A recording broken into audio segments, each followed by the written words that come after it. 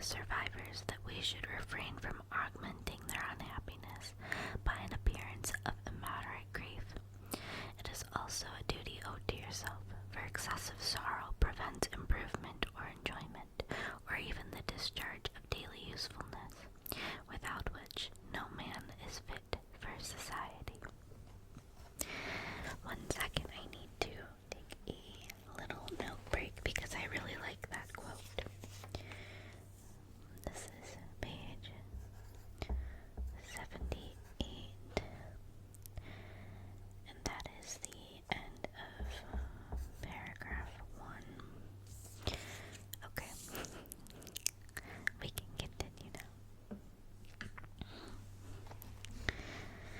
This advice, although good, was totally inapplicable to my case. I should have been the first to hide my grief and console my friends, if remorse had not mingled its bitterness and terror, its alarm, with my other sensations.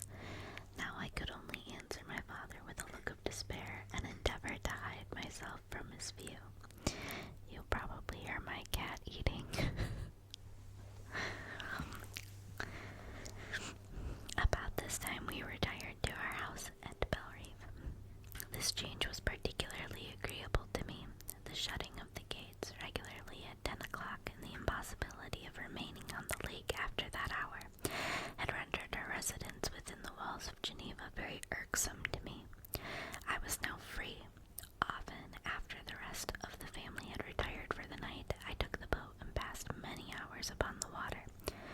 Sometimes with my sails set, I was carried by the wind, and sometimes, after rowing into the middle of the lake, I left the boat to pursue its own course, and gave way to my own miserable reflections.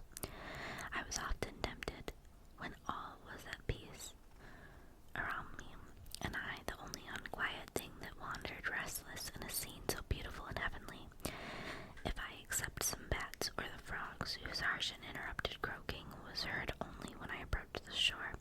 Often, I say, I was tempted to plunge into the silent lake, that the waters might close over me and my calamities forever. But I was restrained. When I thought of the heroic and suffering Elizabeth, whom I tenderly loved, and whose existence was bound up in mine, I thought also of my father and surviving brother.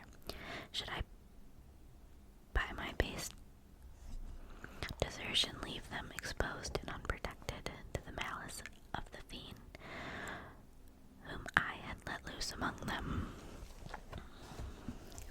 At these moments I wept bitterly, and wished that peace would revisit my mind, only that I might afford them consolation and happiness. But that could not be. Remorse extinguished every hope. I had been the author of unalterable evils, and I lived in daily fear lest the monster whom I had created should perpetrate some new wickedness.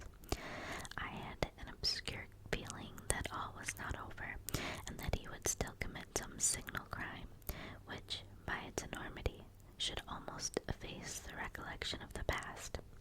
There was also scope for fear, so long as anything I loved remained behind. My abhorrence of this fiend cannot be conceived. When I thought of him, I gnashed my teeth, my eyes became inflamed, and I ardently wished to extinguish that life which I had so thoughtlessly bestowed. When I reflected on his crimes and malice, my hatred and revenge burst all bounds of moderation. I would have made a pilgrimage to the highest peak of the Andes, could I, when there, have precipitated him to their base. I wished to see him again, that I might wreak the utmost extent of abhorrence on his head, and avenge the deaths of William and Justine. Our house was the house of mourning. My father's health was deeply shaken by the horror of recent events. Elizabeth was sad and desponding. She no longer took delight in her ordinary occupations. All pleasure seemed to her sacrilege toward the dead. Eternal woe and tears, she then thought, was the just tribute she should pay to innocence so blasted and destroyed. She was no longer that happy creature who in earlier youth wandered with me on the banks of the lake and talked prospects. The first of those sorrows which are sent to wean us from the earth had visited her, and its dimming influence quenched her dear smiles.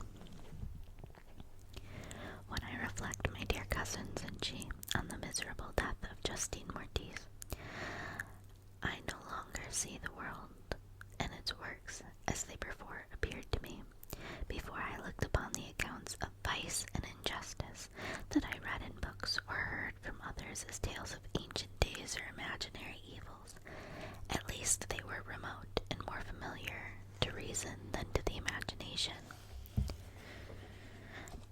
But now misery has come home, and men appeared to me as monsters thirsting for each other's blood. Yet I am certainly unjust. Everybody believed that poor girl to be guilty, and if she could have committed the crime for which she suffered, assuredly she would have been the most depraved of human creatures. For the sake of a few jewels, to have murdered the son of her benefactor and friend, a child whom she had nursed from its birth and appeared to love as if it had been her own. I could not consent to the death of any human being, but certainly I should have thought such a creature unfit to remain in the society of men. But she was innocent. I know. I feel she was innocent. You are of the same opinion, and that confirms me. Alas, Victor, when falsehood can look so like the truth, who can assure themselves of certain happiness? I feel as if I were walking on the edge of a precipice, towards which thousands are crowding and endeavoring to plunge me into the abyss. William and Justine were assassinated, and the murderer escaped.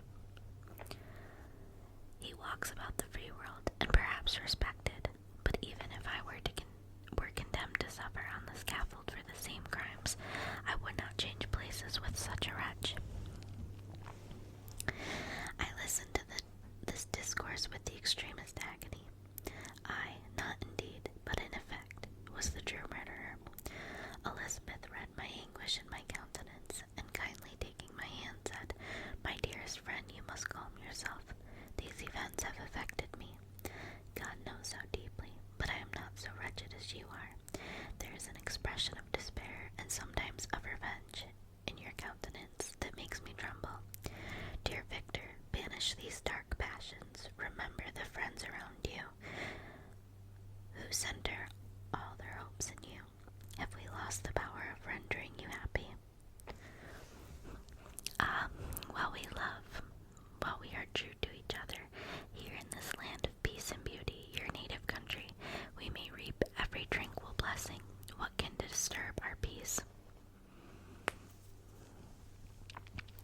And could not such words from her, whom I fondly prized before every other gift of fortune, suffice to chase away the fiend that lurked in my heart, even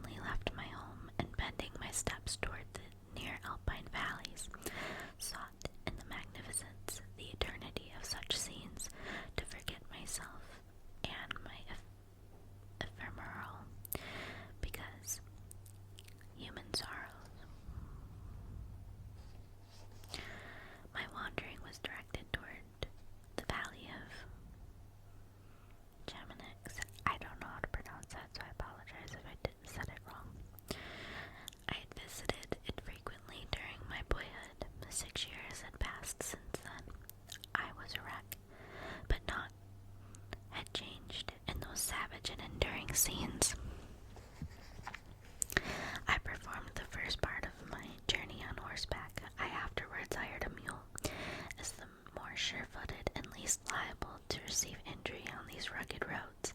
The weather was fine. It was about the middle of the month of August, nearly 2 months after the death of Justine, that miserable epoch from which I dated all my woe. The weight upon my spirit was sensibly lightened as I plunged yet deeper in the ravine of Arve. The immense mountains and precipices that overhung me on every side, the sound of the river raging among the rocks and the dashing of the waterfalls around, spoke of a power mighty as omnipotence. And I ceased to fear, or to bend before any being less almighty than that which had created and ruled the elements, here displayed in their most terrific guise. Still, as I ascended higher, the valley assumed a more magnificent and astonishing character. Ruined castles hanging on the precipices of piney mountains, the impetuous Arve, and cottages every here and there peeping forth from among the trees, formed a scene of singular beauty, but it was augmented and rendered sublime by the almighty Alps, whose white and shining pyramids and domes towered above all, as belonging to another earth, the habitations of another race of beings. I passed the bridge of Belisier, where the ravine which the river forms opened before me, and I began to ascend the mountain that overhangs it. Soon after I entered the valley of Chamonix. This valley is more wonderful and sublime, but not so beautiful and picturesque as that of Servax, through which I had just passed. The high and snowy mountains were its immediate boundaries, but I saw no more ruined castles and fertile fields. Immense glaciers approached the road. I heard the rumbling thunder of the falling avalanche and marked the smoke of its passage. Mont Blanc, the supreme and magnificent Mont Blanc, raised itself from the surrounding Achilles, and its tremendous dome overlooked the valley. A tingling, long-lost sense of pleasure often came across me during this journey. Some turn in the road, some new object suddenly perceived and recognized, reminded me of days gone by, and were associated with the light-hearted gaiety of boyhood. The very winds whispered in soothing accents, and maternal nature bade me weep no more. Then again the kindly influence ceased to act. I found myself fettered again to grief and indulging in all the misery of reflection. Then I spurred on my animals, striving so to forget the world, my fears, and more than all myself, or in a more desperate fashion. I alighted and threw myself on the grass, weighed down by horror and despair. At length I arrived at the village of Chamonix. Exhaustion succeeded to the extreme fatigue, both of body and of mind, which I had endured. For a short space of time I remained at the window, watching the pallid lightnings that played above Mont Blanc, and listening to the rushing of the Arve, which pursued its noisy way beneath. The same lulling sound acted as a lullaby to my keen sensations. When I placed my head upon my pillow, sleep crept over me. I felt it as it came, and blessed the giver of oblivion. Chapter 2. Let me take a little drink of my coffee.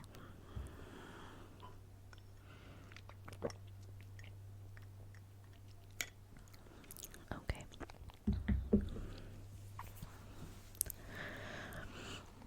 Chapter 2. I spent the following day roaming through the valley.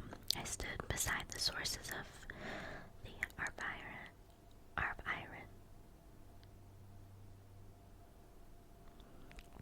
I don't know if I mispronounced that, which take their rise in a glacier that with slow pace is advancing down from the summit of the hills to barricade the valley. The abrupt sides of vast mountains were before me, and the icy wall of the glacier overhung me.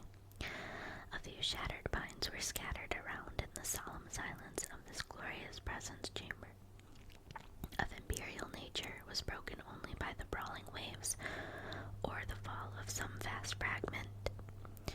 the thunder sound of the avalanche or the crackling reverberated along the mountains of the accumulated ice, which through the silent working of immutable laws was ever and anon rent and torn, as if it had been but a plaything in their hands. These sublime and magnificent scenes afforded me the greatest consolation that I was capable of receiving. They elevated me from all the littleness of feeling, and although they did not remove my grief, they subdued and tranquilized it. In some degree, also, they diverted my mind from the thoughts over which it had brooded for the last month. I retired to rest at night, my slumbers, as it were, waited on and ministered to by the semblance of grand shapes which I had contemplated during the day. They congregated around me, the unstained snow mountain top, the glittering pinnacle, the pine woods and ragged, bare ravine, the eagle soaring amidst the clouds. They all gathered round me and bade me be at peace. Where they had fled when the next morning I awoke, all of Solon's bearding fled with sleep, and dark melancholy clouded every thought. The rain was pouring in torrents, and thick mists hid the summits of the mountains, so that I even saw not the faces of those mighty friends. Still I would penetrate their misty veil, and seek them in their cloudy retreats. What were rain and storm to me?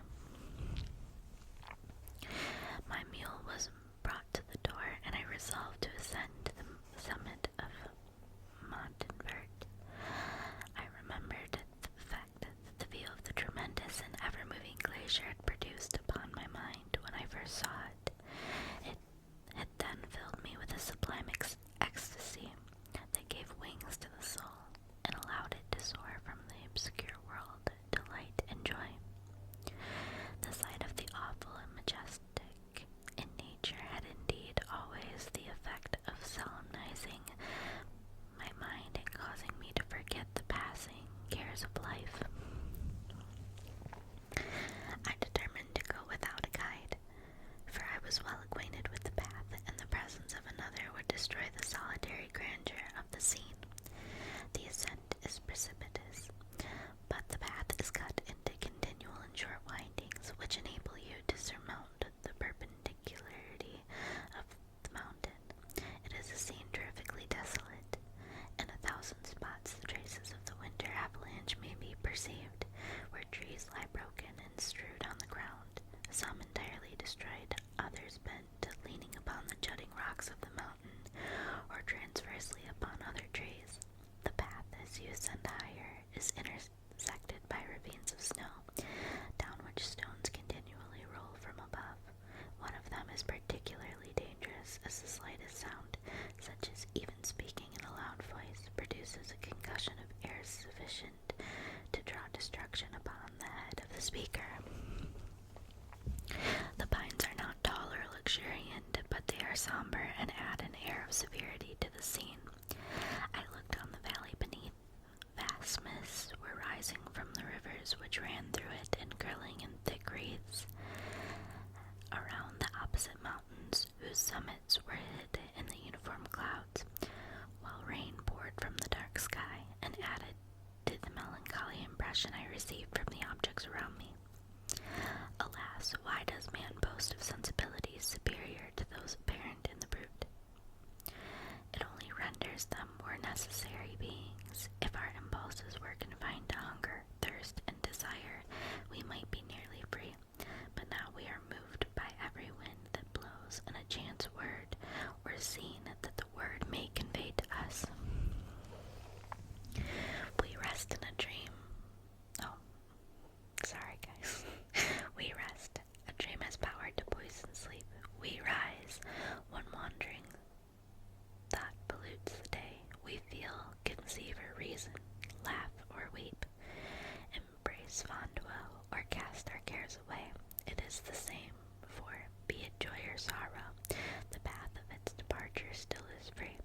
Man's yesterday may never be like his morrow. Naught may endure but mutability. It was near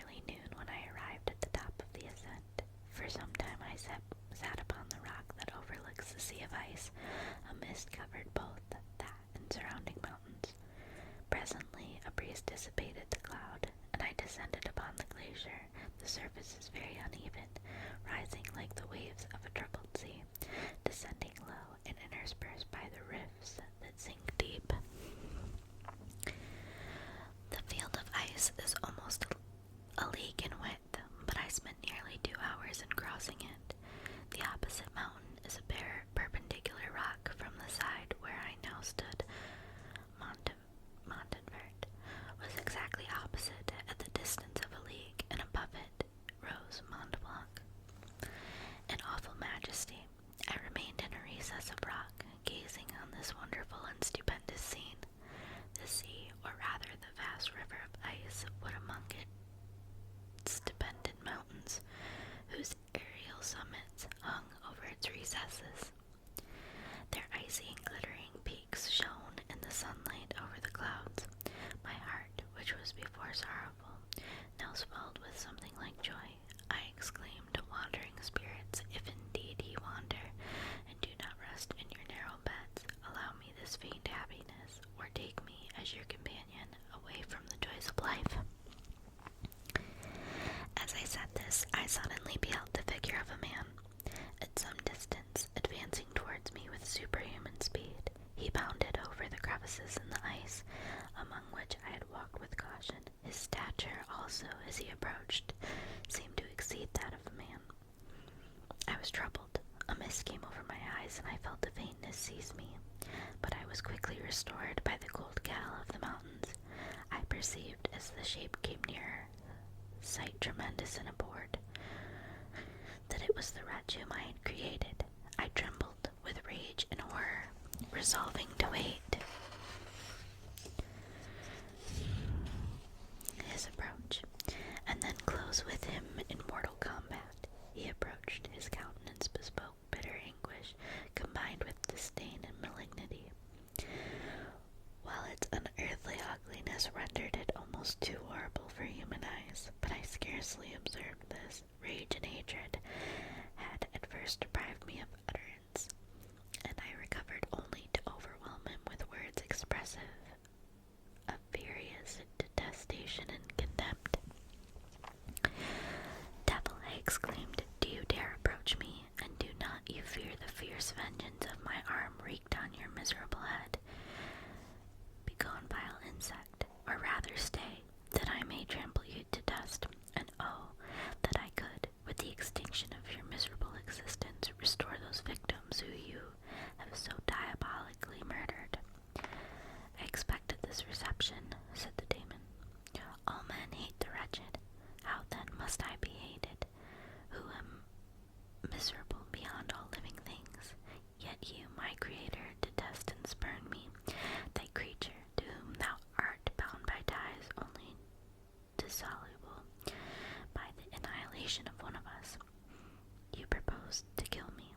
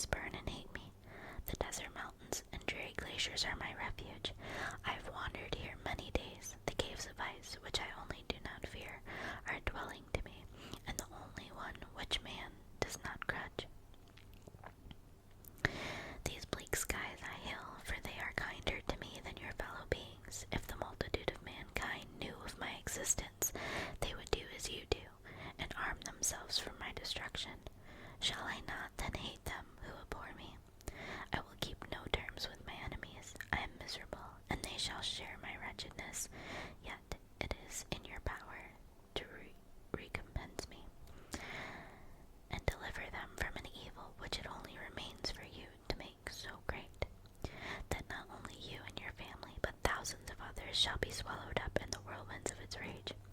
Let your compassion be moved, and do not disdain me. Listen to my tale. When you have heard that, abandon and commiserate me, as you shall judge that I deserve. But hear me, the guilty are allowed, by human law, bloody as they are, to speak in their own defense before they are condemned. Listen to me, Frankenstein. You accuse me of murder, and yet you would, with a satisfied conscience, destroy your own creature. Oh, praise the eternal justice of man. Yet I ask you not to spare me. Listen to me, and then, if you can, and if you will, destroy the work of your hands. Why do you call to my remembrance? I rejoined. Circumstances of which I shudder to reflect, that I have been the miserable origin and author. Cursed be the day, abhorred devil, in which you first saw light. Cursed, although I curse myself, be the hands that formed you. You have made me wretched beyond expression. You have left me no power to consider whether I am just to you or not. Begone, relieve me from the sight of your detested form. Thus I relieve thee, my Creator, he said, and placed his hated hands before my eyes, which I flung from me with violence. Thus I take from thee a sight which you abhor. Still thou canst listen to me, and grant me thy compassion by the virtues that I once possessed. I demand this from you. Hear my tale. It is long and strange, and the temperature of this place is not fitting to your fine sensations. Come to the hut upon the mountain. The sun is yet high in the heavens, before it descends to hide itself beyond yon snowy precipices, and illuminate another world. You will have heard my story, and can decide, on you it rests, whether I quit forever the neighborhood of man, and lead a harmless life, or become a scourge of your fellow creatures, and the author of your own speedy ruin. As he said this, he led the way across the ice. I followed. My heart was full, and I did not answer him, but as I proceeded, I weighed the various arguments that he had used, and determined, at least, to listen to his tale. I was partly urged by curiosity, and compassion confirmed my resolution. I had hitherto supposed him to be the murderer of my brother, and I eagerly sought a confirmation or denial of this opinion. For the first time, also, I felt that the duties of a creator toward his creature were, and that I ought to render him happy before I complained of his wickedness. These motives urged me to comply with his demand. We crossed the ice, therefore, and ascended the opposite rock. The air was cold, and the rain again began to descend. We entered the fiend with an air of exultation, I with a happy heart and depressed spirits, but I consented to listen, and seating myself by the fire, which my odious companion had lighted, he thus began his tale. Okay, so